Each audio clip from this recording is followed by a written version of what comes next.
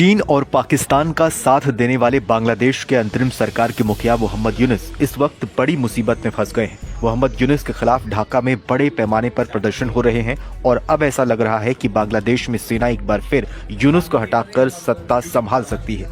बीते कुछ दिनों में ही बांग्लादेश के सेना प्रमुख और मोहम्मद यूनुस की कई मुलाकात की तस्वीरें सामने आ चुकी हैं। बांग्लादेश में उनके खिलाफ बढ़ते माहौल के बीच मोहम्मद यूनुस और उनके साथियों ने शनिवार को साफ कहा कि अगर उन पर चुनाव करवाने या फिर किसी और मुद्दे पर दबाव बनाया गया तो वो जनता के साथ मिलकर जवाबी कार्रवाई करेंगे।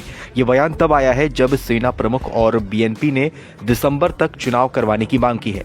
मोहम्मद यूनुस हाल ही में चीन के दौरे पर गए थे और इस दौरान उन्होंने भारत के चिकन नेक कहे जाने वाले सिलीगुड़ी कॉरिडोर को लेकर भी बयान दिए। यूनुस के बयान से साफ था कि वो जो कुछ भी कह रहे हैं उसके पीछे चीन है।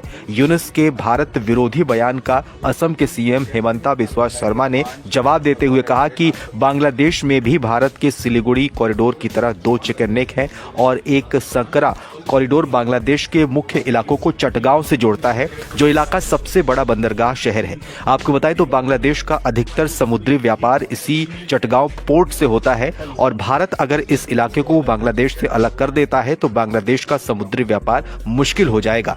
चटगांव कॉरिडोर को बांग्लादेश से अलग करना भारत के लिए रणनीतिक रूप से बेहद फायदेमंद है। त्रिपुरा के कुछ किलोमीटर नीचे चले जाएं तो चटगांव कॉरिडोर पूरे पूर्वोत्तर को जोड़ने वाला अपना समुद्र हो जाएगा, जिससे भारत को व्यापार करना और भी आसान हो जाएगा। इसके अलावा रंगपुर में चिकन नेक कॉरिडोर को काटने की बात हेमंता बिस्वा शर्मा ने कही थी। ये इलाका भारत के सिलीगुड़ी कॉरिडोर से सटा हुआ है और अगर इस इलाके को भारत बांग्लादेश से अलग कर भारत की सीमा में शामिल कर लेता है तो भारत का सिलीगुड़ी कॉरिडोर बहुत ही बड़ा और विशाल हो जाएगा।